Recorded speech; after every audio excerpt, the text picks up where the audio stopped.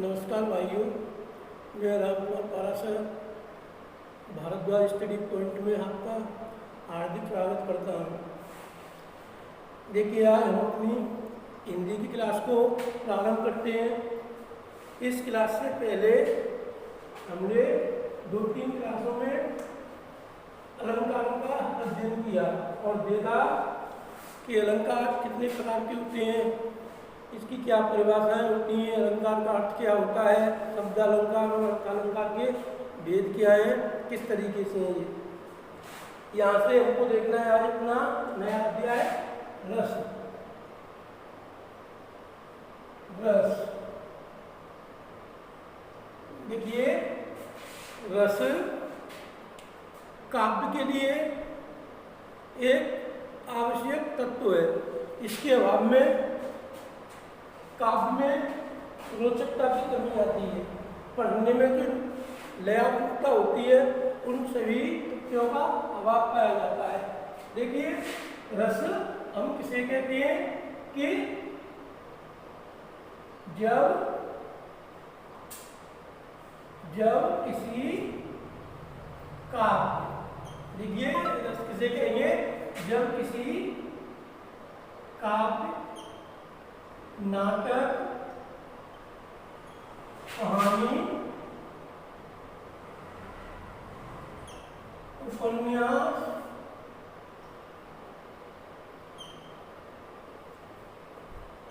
आदि को, कहानी, नाटक, उपन्यास, काव्य आदि को पढ़ने,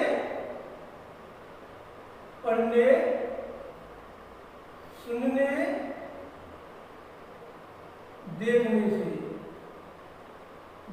से देखिए, जब किसी काव्य, नाटक, कहानी, उपन्यास आदि को पढ़ना, सुनना, देखना आदि से जो हृदय में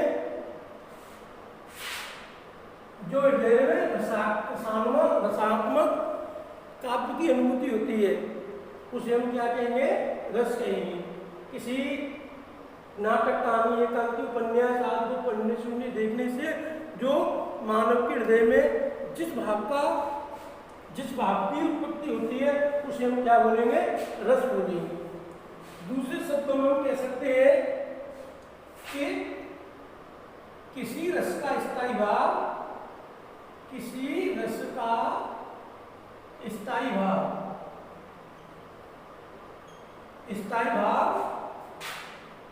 विभाव, अनुभाव, संचारी भाव। जब किसी रस का स्थायी भाव, विभाव, अनुभाव, संचारी भावों से परिपुष्ट होकर रस रसा प्राप्त हो जाए, इन तीनों से परिपुष्ट होकर रस दिशा को प्राप्त हो जाए, रस दिशा को प्राप्त हो, उसे हम क्या कहेंगे, रस बोलेंगे उसे। देखिए, यहां से हमको देखना है कि ये जो रस होते हैं, जो हमें एक व्यक्ति के हृदय में अलौकिक आनंद की प्राप्ति करते हैं। रचना को देखना, पढ़ना, सुनना आदि से। देखिए, इसके संबंध में रामचंद्र शुक्ल ने, आचार्य रामचंद्र शुक्ल ने रसों को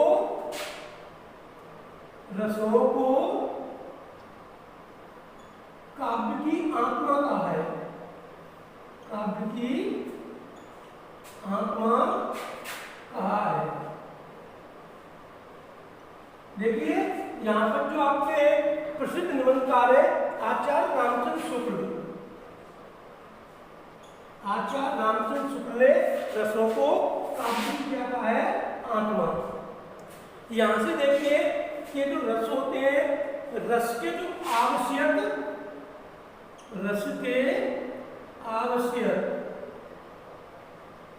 आवश्यक तत्व या कहिए अंग या कहिए भाग।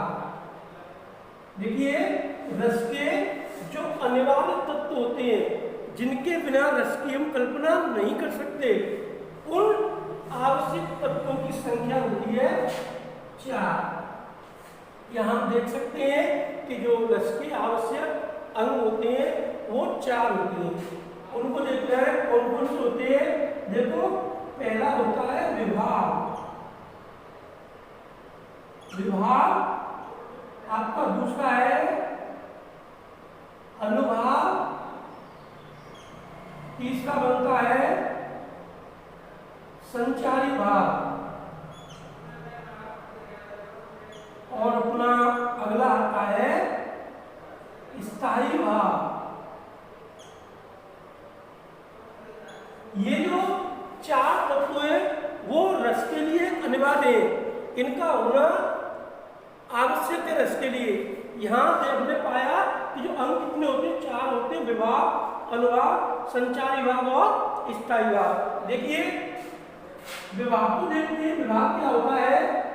विभाव का सामान्य अर्थ होता है कारण। विभाव का जो सामान्य अर्थ होता है वो अर्थ होता है कारण। यहाँ हम देख सकते हैं कि मानव जीवन में या कहिए लौकिक जीवन में जो वस्तु कारण होती है, मानव जीवन में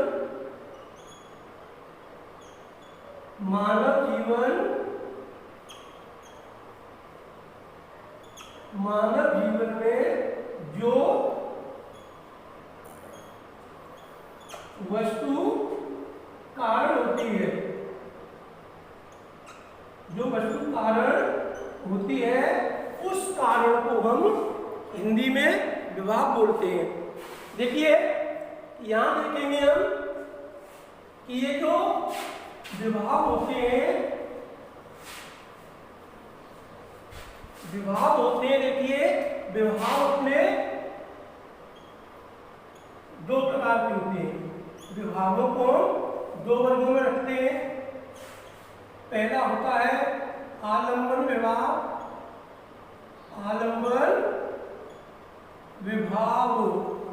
दूसरा बनता है उद्दीपन विभाव।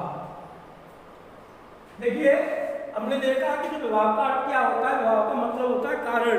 मानव जीवन में जो वस्तु कारण होती है उसे हम विभाव कहते हैं।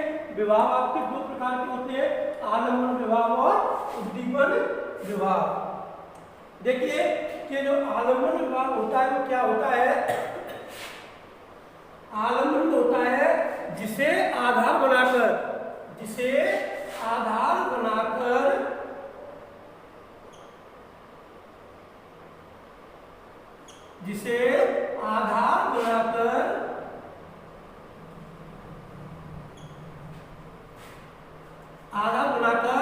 मन में स्थायी भाव जागृत हो, उस आधार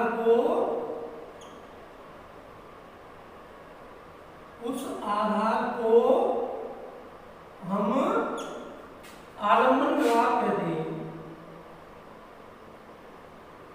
आलंबन विभाव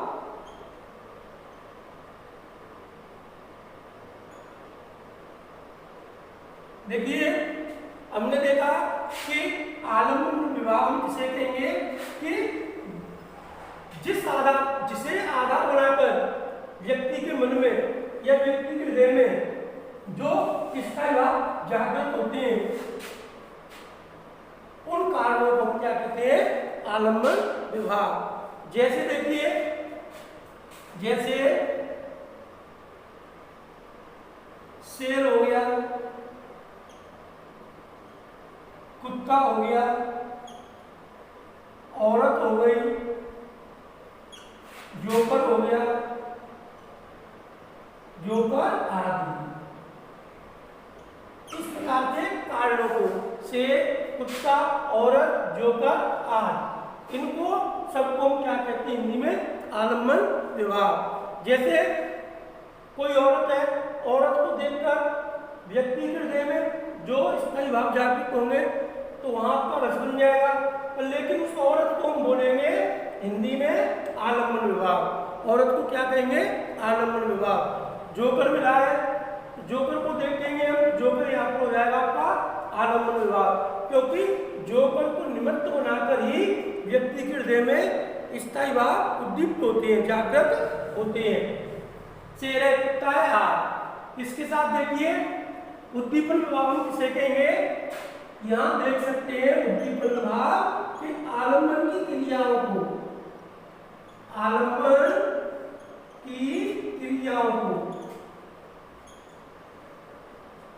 आलम्बन की क्रियाओं को हम उद्दीपन विभाग कहते हैं। उद्दीपन विभाग, आलम्बन की क्रियाओं को क्या कहेंगे, उद्दीपन विभाग। देखिए शेर हो गया, कुत्ता हो गया, औरत हो गई, जोकर हो गया, आग, ये सभी आपके क्या हो रहे हैं, आलम्बन। अब ये जो आलम्बन क्रिया करेंगे, देखो शेर कौन सी क्रिया करेगा, दहाड़ेगा, दहाड़ना, कुत्ता का भौंकना, स्त्री की जो सुंदरता है, सुंदरता है, जोकर का जो भी क्रियाकलाप है, जोकर जो अपनी एक्टिविटी करेगा, उन सभी को हम बोलेंगे उद्दीपन। जैसे देखो, जैसे कुत्ते का भौंकना, कुत्ते का भौंकना, शेर का दहाड़ना,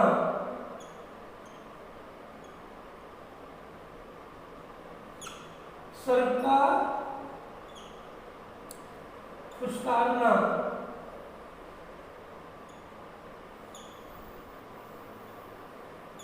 स्त्री के क्रियाकलाप,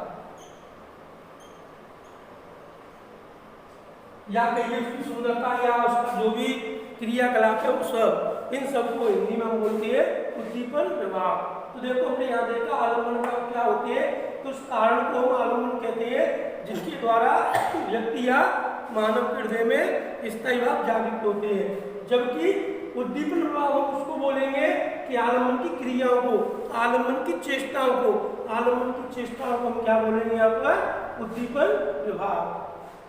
अब यहाँ हमने देखा है कि जो विभाग होते हैं वो आप कितने प्रकार के होते हैं, दो के, आलम्बन और उद्दीपन। इसके बाद जो अगला अनिवार्य तत्व आता है, वो अनिवार्य तत्व है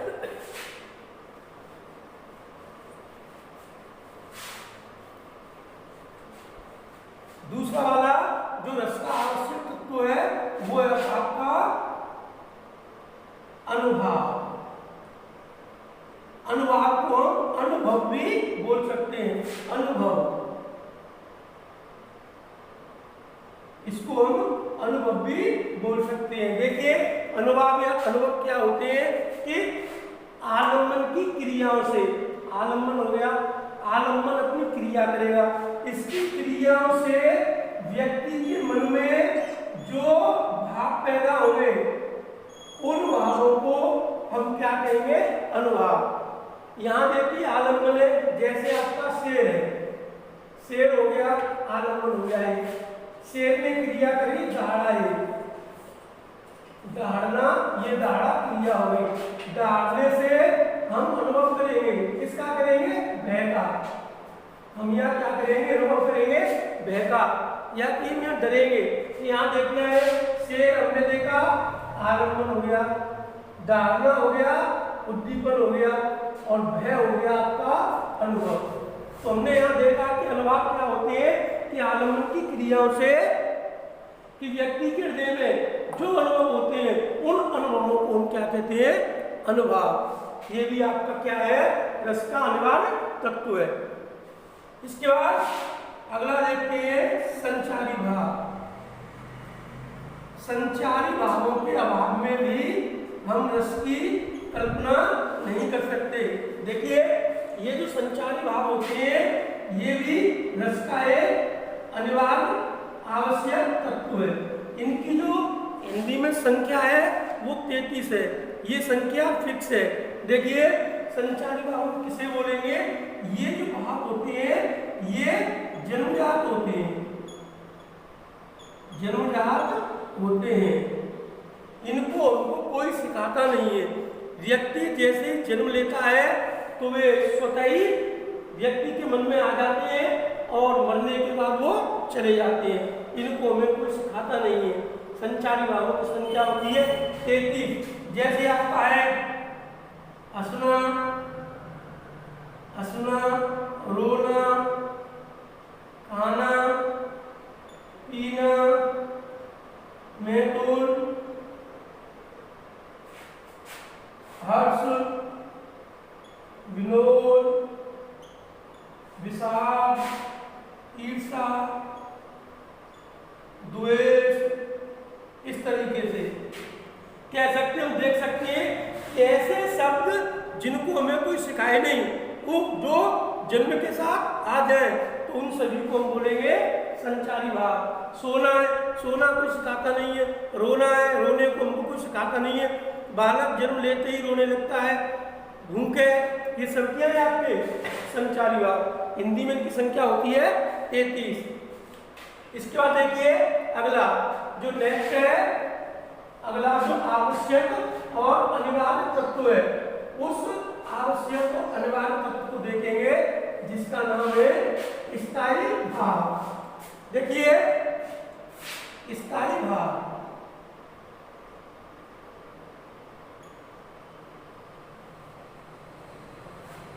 देखो आलम्बन, आलम्बन की क्रिया उद्दीपन, उद्दीपन से हमने अनुभव किया। अब जो अनुभव किया, जो व्यक्ति के हृदय में कुछ समय के लिए ठहरे, जैसे भय है तो व्यक्ति के मन में भय स्थायी रूप से रुकेगा, तो उसे हम बोलेंगे क्या, स्थायी भाव। यहाँ देखना है स्थायी भावों की संख्या के संबंध में विद्वानों में मतभेद है।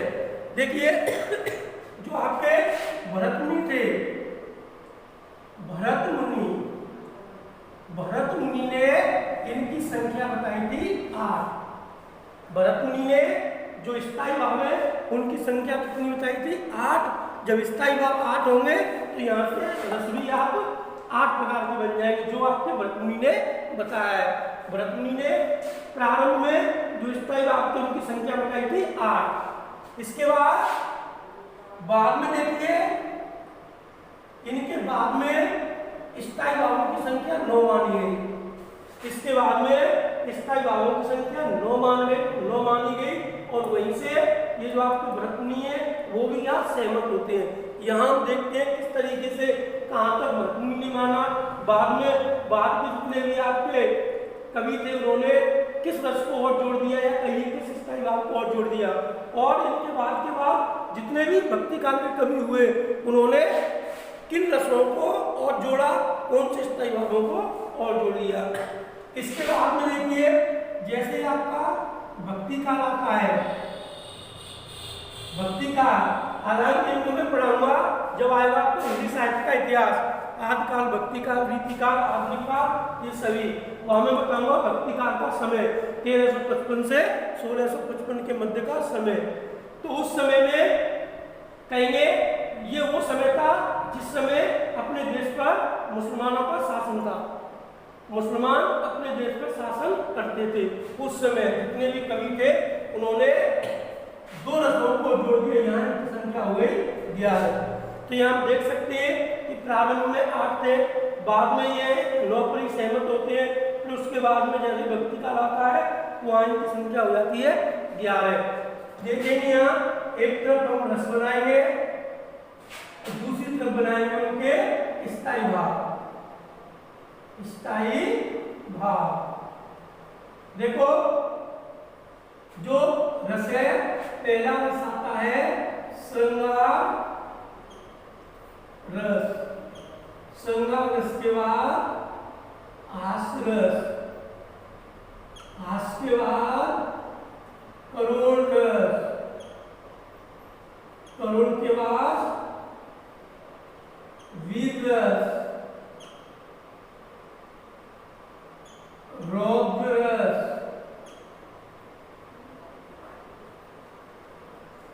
भीभत्स रस, भयानक रस,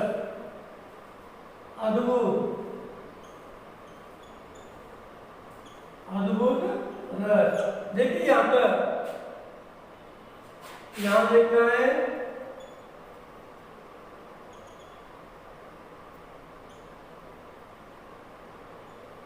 8 तक। देखिए भरतमुनि ने, आचार्य भरतमुनि ने प्रारंभ में 8 ही रस बताए थे और इन 8 रसों के स्थायी भाव भी 8 बताए। इसका होता है रति, इसकी होती है हंसी, इसका होता है शोक और ये अपना होता है उत्साह, इसका होता है क्रोध, रौद्र का क्रोध, भीभत्स का जुगुप्सा, जुगुप्सा या इसको ग्लानि भी बोल सकते हैं, भयानक का भय, अद्भुत का विस्मय। देखिए यहाँ पर विस्मय बोलो या इसको आश्चर्य भी बोल सकते हैं, आश्चर्य। देखिए यहाँ तक जो भरतमुनि ने अपने काव्य ग्रंथ में 8 रसों को महत्व दिया था। उन्होंने कहा कि काव्य में केवल 8 ही रस होते हैं, पर लेकिन बाद में जैसे आपके मम्मट आते हैं, आचार्य वामन आते हैं, भामाशा आते हैं, उन्होंने बोल दिया है कि रसों की स्थायी भावों की संख्या 9 होती है। उन्होंने एक और जोड़ दिया जिसका नाम था शांति रस, शांति रस। देखिए ये जो शांति रस है इसका स्थायी भाव होता है निर्वेद, निर्वेद। तो यहाँ हम देख सकते हैं कि भरतमुनि के बाद के जितने भी कवि हुए उन्होंने स्थायी भाव रसों की संख्या 9 मानी है।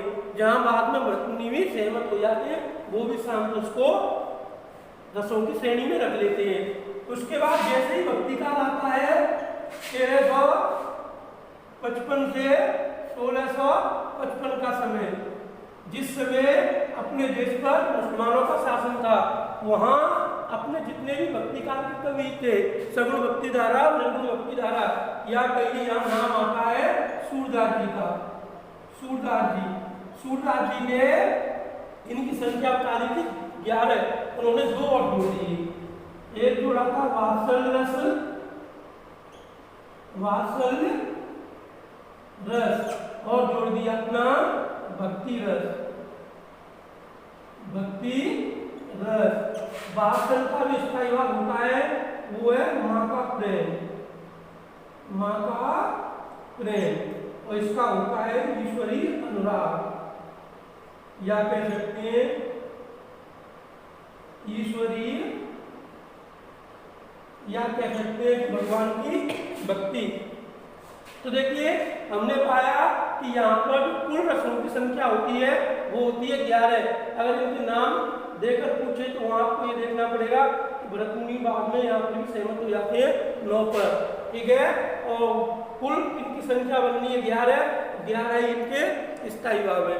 यहाँ से सीधा आता है परीक्षाओं में कि वीर रस का स्थायी भाव क्या होता है, करुण का क्या है, रौद्र का क्या होता है।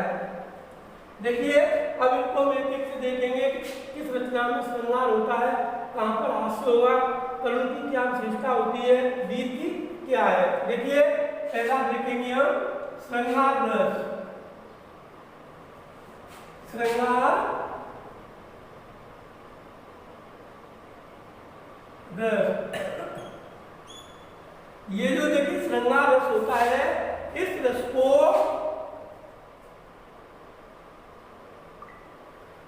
प्रधान रस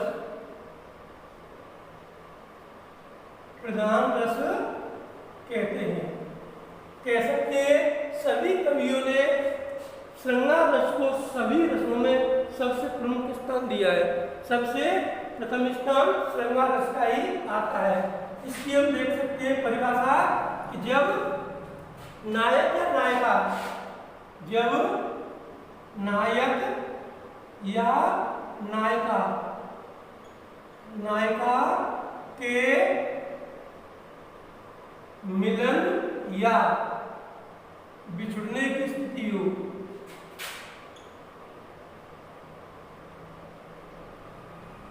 बिछुड़ने की स्थिति हो, वहां आपका श्रृंगार रस होता है। लेकिन नायक नायिका या प्रेमी या प्रेम का दोनों ही स्थितियों में होता है, या तो मिलन की स्थिति हो या उनके छुड़ने की स्थिति हो, यहाँ पर बनेगा आपका श्रृंगार रस। जैसे देखिए उदाहरण देख सकते हैं, जो आधुनिक कवि है आपके कुमार विश्वास। कुमार विश्वास का एक लोकप्रिय उदाहरण है, उन्होंने कहा है, देखिए हालांकि कुमार विश्वास है श्रृंगार रस के ही कवि है, इन्होंने उदाहरण दिया है, कोई दीवाना कहता है, कोई दीवाना कहता है, कोई घायल समझता है,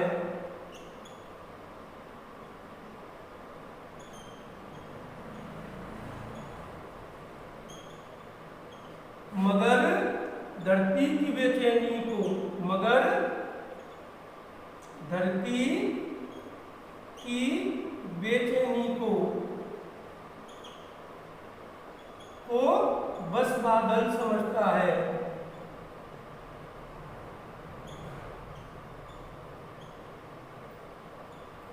देखिए यहाँ कोई दीवाना कहता है, कोई घायल समझता है, मगर धरती की बेचैनी को बस बादल समझता है। तो यहाँ कौन सा हो जाएगा आपका श्रृंगार रस। ये जो श्रृंगार रस होता है वो दो प्रकार का होता है।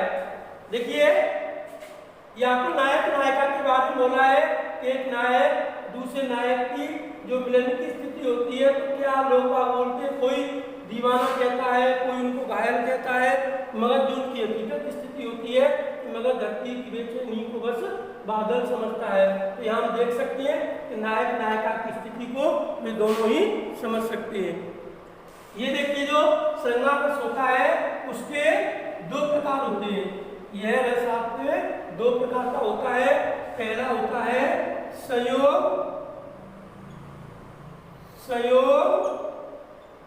श्रृंगार रस, दूसरा बनता है वियोग श्रृंगार रस। वियोग श्रृंगार, देखिए संयोग वहां होगा जहां नायक प्लस नायिका दोनों के मिलन की स्थिति हो रही होगी। जहां दोनों के मिलन की स्थिति होगी वहां बनेगा आपका संयोग श्रृंगार रस। वियोग वहां होगा जहां नायक नायिका दोनों के बिछुड़ने की स्थिति हो, या कह सकते दूर होने की स्थिति हो, वहां होगा आपका वियोग श्रृंगार रस। देखिए संयोग में ऐसी रचनाएं होंगी जिनको पढ़ने सुनने देखने से हमें ऐसा प्रतीत होगा कि वहां नायक नायिका के मिलन की स्थिति बन रही होगी। जैसे कहत नटत रीजत खिजत मिलत खिलत लगिया भरे कौन में करत है नैन नीसो बात। तो इस प्रकार इन रचनाओं में आपको देखने को मिलेगा संयोग श्रृंगार रस। इसके विपरीत वियोग वहां होगा जहां दोनों का बिछुड़ना होगा। जैसे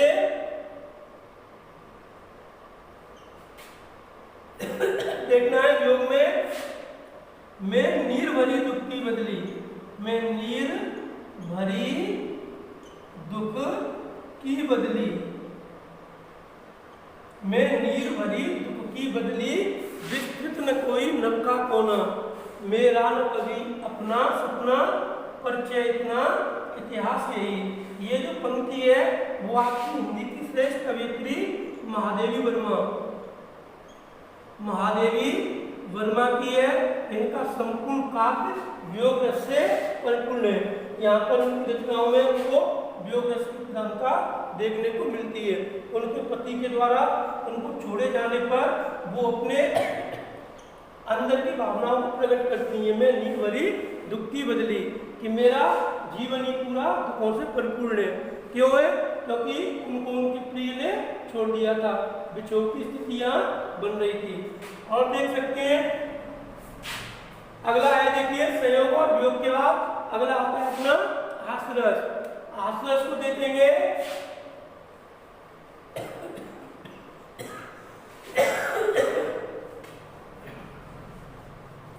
देखिए हास्य,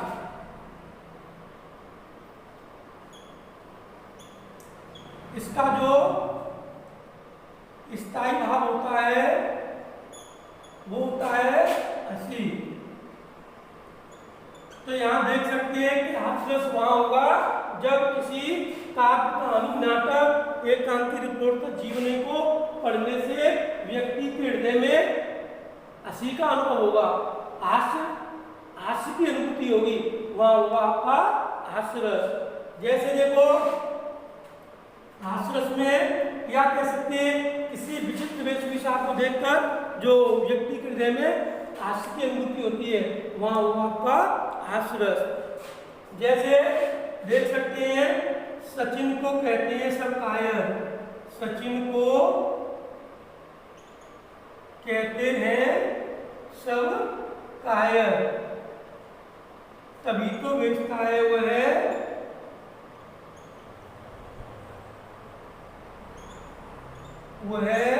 MRF टायर।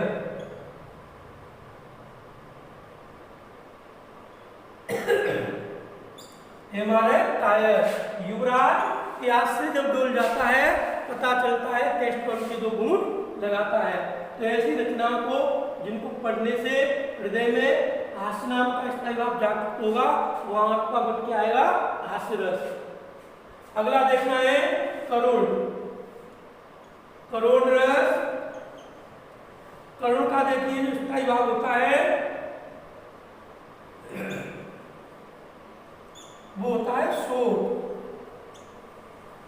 ऐसी रचनाएं जिनको पढ़ने से हृदय में शोक नाम का स्थायी भाव जागृत हो वहां आपका होगा करुण रस। जैसे आपने देखा होगा मेरा सब पुरुषार्थ थाको, विपत्ति बटावन बंधु बाहुबिन करो भरोसा थाको, ऐसो समय सुमिर संकट को तजो लखन से भ्राता। लेकिन रामायण सीरियल भी चल रहा है इस समय, वहां जब लक्ष्मण के जो बूटी लगती है संजीवनी बूटी तो उसके चलते वो मूर्छित हो जाते हैं, तो जो राम है वो विलाप करते हैं, वहां रो रहे कि मेरा सब पुरुषार्थ था, तो मेरी जो शक्ति थी वो मेरा भाई था, आज उसके चले जाने से मेरा जीवन नर्वस हो गया है। इसके बाद इससे आगे जितने भी रचना उनको कल की क्लास में करेंगे।